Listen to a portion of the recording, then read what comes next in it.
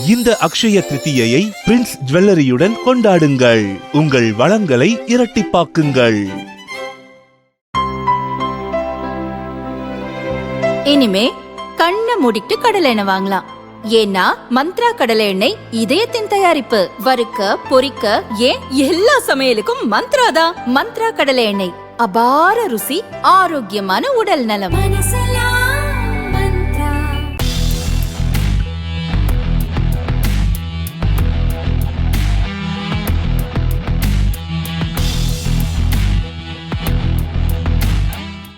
மேற்காசிய போரால் பாதிக்கப்பட்டுள்ள தொழில்கள், குறிப்பாக சிறு குறு மற்றும் நடுத்தர நிறுவனங்களுக்கு ஆதரவளிக்கும் வகையில் 2.50 லட்சம் கோடி மதிப்பிலான கடன் உத்தரவாத திட்டத்தை அரசு பரிசீலித்து வருகிறது. தகவல் அறிந்த வட்டாரங்கள் கூறுகையில், இத்திட்டத்தின் கீழ் மேற்காசிய போரால் ஏற்படும் பாதிப்புகள் காரணமாக நிறுவனங்கள் கடன் தவணையை கட்ட தவறினால் 100 கோடி ரூபாய் வரையிலான கடன்களுக்கு கிட்டத்தட்ட 90% திருப்பி அளிப்பதற்கான உத்தரவாதத்தை வங்கிகள் மற்றும் நிதி நிறுவனங்களுக்கு அரசு வழங்கும். அரசுக்கு சொந்தமான தேசிய கடன் உத்தரவாத அறக்கட்டளை நிறுவனம் வாயிலாக இந்த உத்தரவாதம் வழங்கப்படும். இத்திட்டத்துக்காக அரசு 17,000 கோடி ரூபாய் முதல் 18,000 கோடி ரூபாய் வரை ஒதுக்கீடு செய்ய வேண்டியிருக்கும் என தெரிவித்தனர்.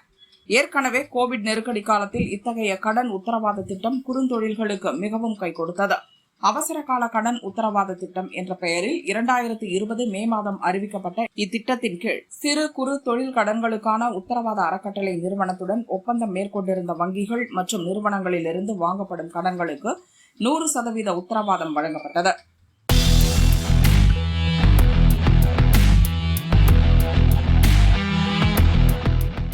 தொடர்ச்சியான விலை உயர்வு மற்றும் மேற்காசிய போர் பதற்றம் காரணமாக நடப்பாண்டு ஜனவரி மார்ச் காலாண்டில் வீடுகள் விற்பனை சரிந்துள்ளது. நாட்டின் முக்கிய 8 நகரங்களில் வீடுகள் விற்பனை 4% குறைந்துள்ளதாக நைட் பிராங்க் இந்தியா நிறுவனம் வெளியிட்டுள்ள அறிக்கையில் தெரிவிக்கப்பட்டுள்ளது.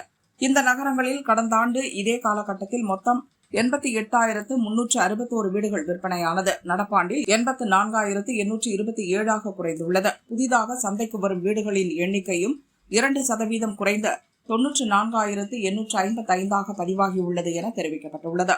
ஆனால் சென்னையை பொறுத்தவரை இந்த காலகட்டத்தில் வீடுகள் விற்பனை 9% அதிகரித்துள்ளது.